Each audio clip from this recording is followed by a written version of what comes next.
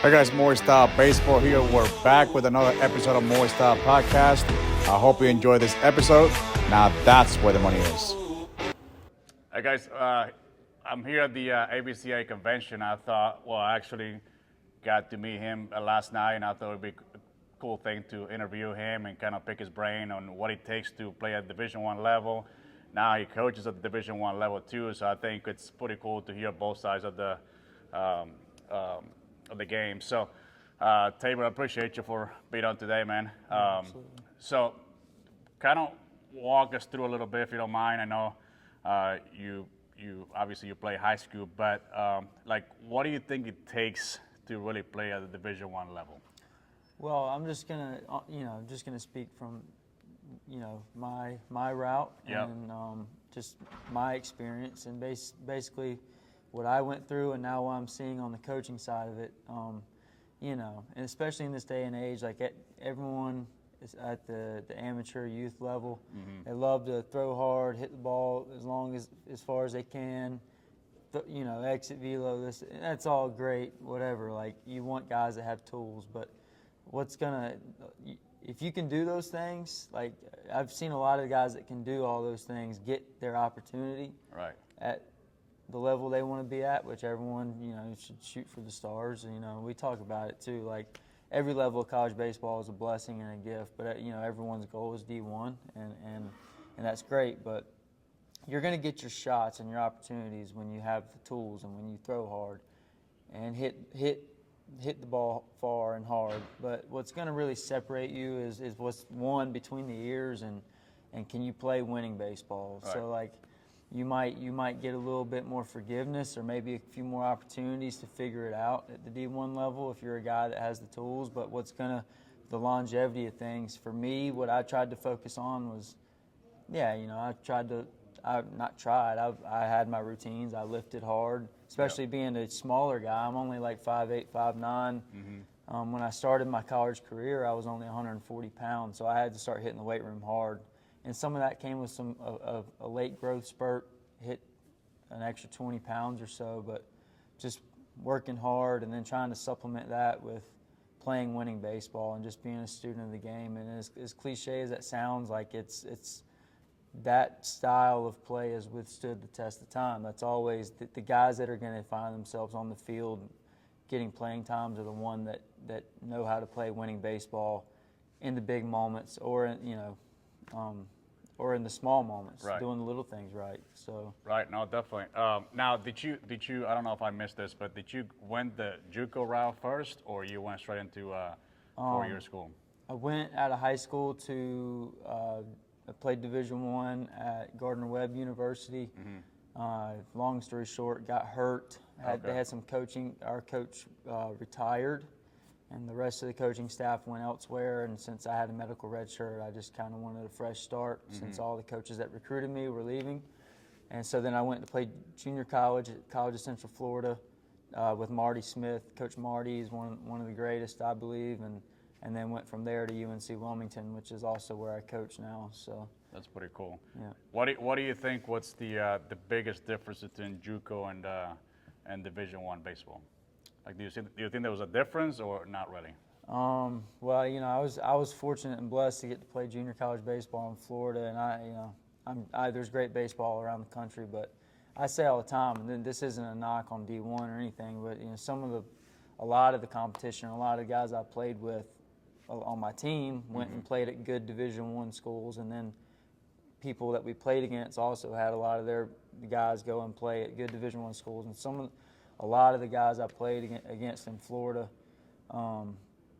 were just as competitive as what I saw at Division I level. And that's why I try and tell these kids that I talk to nowadays, like, don't ever turn your nose up on that opportunity, because it's some of the best experiences just from a fun standpoint and playing time and development standpoint. To answer your question, the biggest difference really is honestly just probably resources, as far as just facilities and equipment and gear. But there's great coaching at all levels of this game. Like I said, my head coach at UNCW, Coach Randy Hood, and the staff we have there is great. Coach Marty Smith and Coach K at CF and the staff they have is great. So you're going to find great coaching.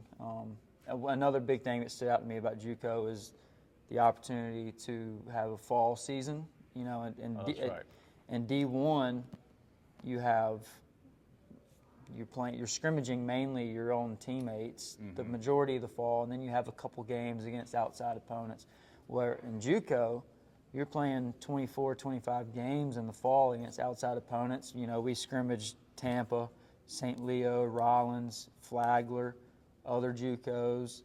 Just, you know, and this is the fall, and you're getting 24, 25 games under your belt, so you're talking about freshmen, sophomores, young guys in college, right? Right. Coming out of high school, and they're looking to absorb that playing time so they can grow in this game, and it's sitting right there for you. You got, before the real season even happens, it's like you have a whole real season in the fall to get your feet wet. So it's like, it's amazing, honestly, I think. Yeah, so. That's, I guess I forget about how much, you know, junior colleges play.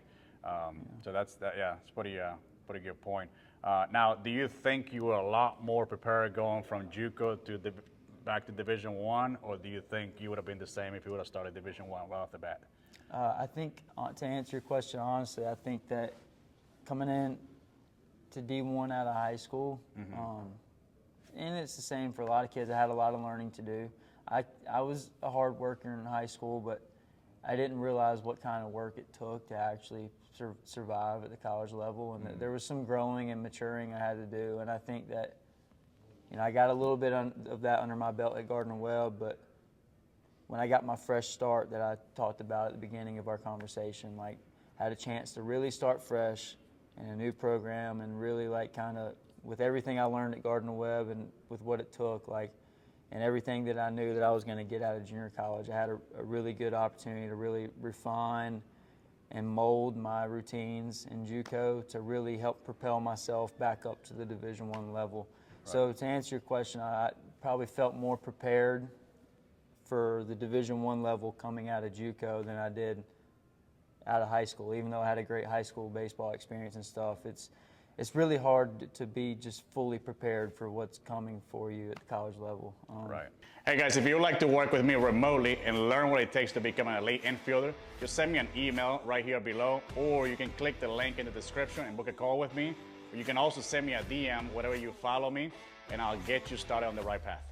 Yeah, well, I asked that because I know a lot of players, you know, at the high school level, obviously a lot of people want to play Division I baseball, right? But I think sometimes you mature more, you know, when you go JUCO, right? And like you say, you play a lot of games, so that gives you a lot of playing time, and I feel like it prepares you a lot for Division I.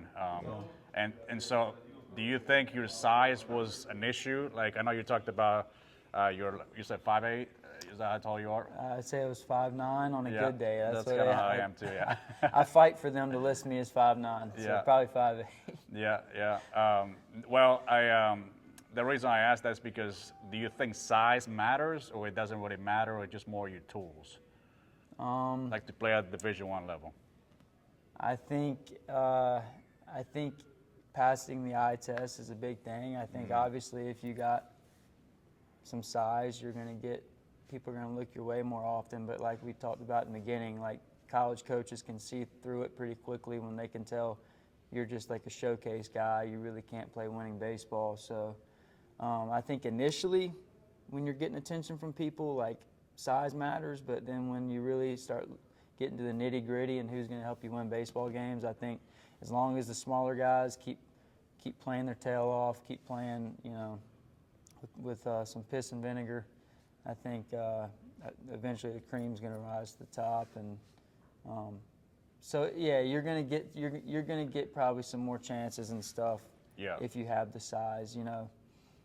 But college coaches, you know, as we know, their livelihood is to win baseball games. And if I could, at least for me, I'm really just speaking for myself and the type of player I want. If I got someone who's 5'9", is a spark plug night in and night out, is going to be clutch, is going to be in the right place at the right time over the guy that looks the part, occasionally does something great, like, I know who I'm choosing every time. It's the small. Give me the smaller guy. I don't care. Like, Yeah, the guy that will get the job done. But it's not about small. Like, there's players all around this game of all different types and builds and stuff that play winning baseball. But for the guys that are built smaller, though, I'm telling you, like, you gotta play winning baseball. You gotta do little things right, because if you don't do those two things, like, because of your size, you're gonna get scratched off the list pretty fast.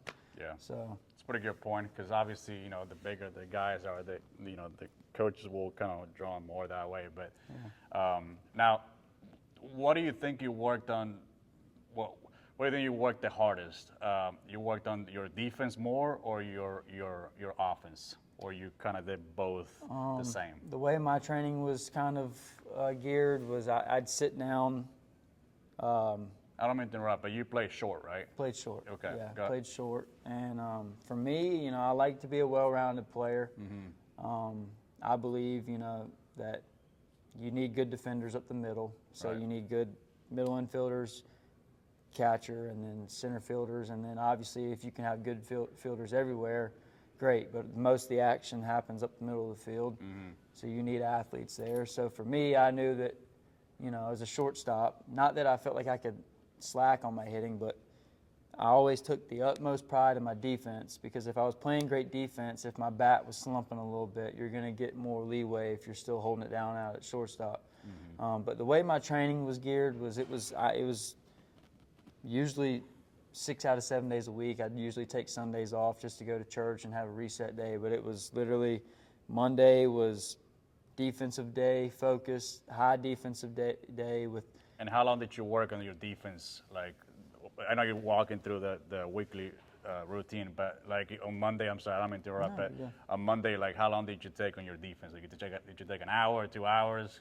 I would say when I was younger in college, I thought that it was like a time log. I felt like I had I need to spend like forever out there. And then the more mature I got in my training, I realized that, hey, I need to hone in on my weaknesses, still practice my strengths too, but like, not that I was rushing through my work, but I like to come in with a plan, and this is when I would sit down and map out what I wanted to do, my weekly plan, and I would go in and I would attack it. I refused to show up to the field without a plan, because if I showed up without a plan, I usually just found myself spinning and just doing a bunch of random stuff. And I'd feel like doing a little bit of this, and I'd do a little bit of that, and then by the time I knew it, I was there for hours, because I was just. But if I went in with a plan and I attacked it with intent and focus, it wasn't rushing through it. It just was, there was intentionality in what I was doing. So my goal was to spend an hour at the most, maybe an hour and a half on my defense every day. But so it would start the week off with high defensive focus with a little bit of hitting on the back end. So you're talking maybe 2 hours max, maybe an hour to an hour and a half defense and 30 minutes of hitting. And then going into Tuesday, it was high hitting day with 30 to 45 minutes of defense on the backside of things. So basically just flip-flopping focuses on days, but still making sure I was getting both, whether big or small dose on every day.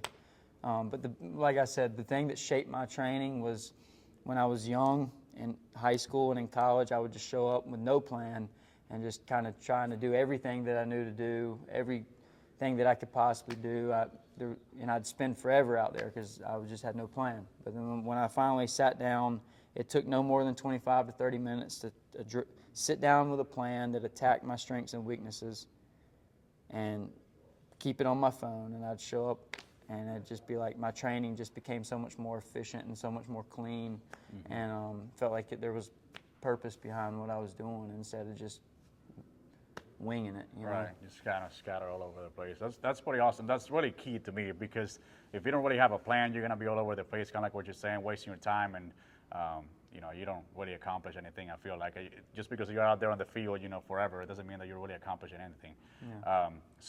Well, I don't mean to keep you up too long here, but I just had a couple more questions. So, like, what do you think? Which you kind of already touched on that a little bit, but what do you think has been the biggest transition from going as being a player, now being a coach at the Division I level?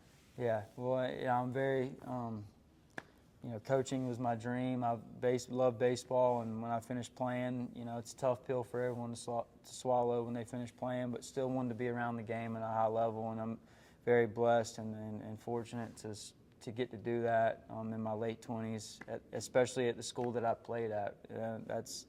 I have to pinch myself sometimes, just like you getting to coach at your alma mater. But I would say the biggest challenge is just, I'm only going into 2 years out of it now, and so there's still guys on our team where I coach that were my teammates, and that's the temporary challenge, because eventually those guys will graduate, and and I give those guys a ton of credit too, because that's a challenge for them too, is for someone that's their coach to be someone that they played with. Right. And on both sides of it, we've had to attack that with maturity and respect to what we're trying to accomplish. And I had, talked with them before I came on this, or when I found out I was coming on staff. I talked with them like, look, this doesn't mean we're not boys anymore. We were teammates. That's a special bond. It's just when we're between the lines, when we're at practice, like, there's purpose and there's intentionality to what we got to get done, and there needs to be a line, and we got to attack each day with focus and intent and go about things in a professional manner. And off the field, I'm on the coaching staff, so I'm probably not going to be kicking it with you guys anymore and hanging out. But this doesn't mean that we can't still be friends. I mean, we're teammates, and I don't want to tarnish that. But that's been probably the biggest current challenge, is just having to manage that and maintain a professional approach to everything that's going on, and not letting things waver or shift just because we're teammates with guys that you're coaching and stuff. But they've done a phenomenal job at. Right. Because we take a lot of pride at UNCW in winning and having a championship culture, and I give them all the credit for not seeing it as an opportunity to mess around at practice and stuff. So. No, I got you. Yeah, no, that's definitely got to be a challenge, because like you said, you go from playing with those guys and now you're their coach. That's pretty interesting, but at the same time it's pretty cool too. Well, so last thing, so any advice that you can give to the younger guys, especially high school guys that got aspirations of playing at the Division I level? Like anything in particular do you think they need to focus on? I know it's kind of. I would say, not to beat a dead horse, but had we not talked about what we talked about earlier, and you asked me that same question, I would answer it this exact same way, especially with the current landscape of college baseball. It's very likely that roster sizes are about to be trimmed down to 34, I believe, or something like that. And I'm pretty sure there's some new rulings with JUCO and stuff, maybe with those years of eligibility not counting towards your 4 years. I don't know whether that's true or not. My advice would still be the same, and not just because I lived it, but I went through it. My father went through it, and he was very influential and educational on the JUCO experience for me, and thousands upon thousands of other people, baseball players that also had that route. But the biggest thing is just these young guys do not fall into the trap of chasing a name. Do not fall into the trap of chasing a social media post. People say it all the time, but it's easier said than done. Everyone wants that glory of getting to say they're committed to X. Well, if you truly want to get places and chase a dream and you want to be successful in this game, you have to do what's best for you. And do not let the best day of your college baseball career be the day that you committed and then go sit for 1 or 2 years and just waste precious time where you could be getting development at the junior college level, and then go to the 4-year school of your dreams and step in and be ready to play right away. And now you're looking at yourself as having 4 years of playing time and experience under your belt instead of just a couple good years and some mixed in playing time here and there. So just go where you're wanted. Do not chase social media posts and very temporary glory or whatever, however you want to word it. I don't want to get long-winded here, but it's just such a trend that kids often fall into, and you got to be different. And sometimes it takes, everyone wants the straight path to where they want to get to, and sometimes it takes a little bit of a detour. And don't look at JUCO as a detour either. JUCO is a huge blessing and a huge opportunity, and it's usually just sitting right there in front of you as an opportunity, and you just got to take it sometimes. Don't turn your nose up at it. So, well, pretty awesome stuff, man. I know you got to go, but really appreciate you for your time. Yeah, thanks a lot. Yeah. Hopefully you guys learned some stuff here. I thought it would be pretty cool to, like I said earlier, to interview a former Division I player. Now he's a coach, so pretty awesome stuff.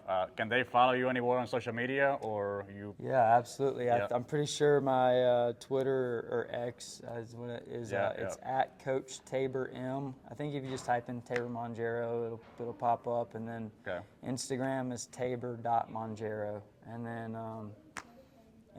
and then our Dirt Bro, me and my father's Dirt Bro infield clinics on Instagram and Twitter. It's Dirt Bro USA. At Dirt Bro USA. You know, we travel around the country doing infield clinics, and we try and put out valuable infield information on social media platforms, and we try and just help kids in any way we can. So give us a follow on there, and we'd love to connect with you as well. See you at a future camp or anything like that too. So awesome. Appreciate you, man. Yeah. Till next time. Hey guys, I wanted to let you know my first base online course is finally out. So if you have players that struggle with this, or maybe this, or even this first base online training is not only gonna help righties, but also lefties. I know a lot of you guys wanna know about lefties, and I put this together for both. You'll be able to learn how to set up on the base, how to position yourself on the field, how to receive bad throws, and how to overcome your fields. So I highly recommend you check it out. Click the link below, or you can go to my website, moistylebaseball.com.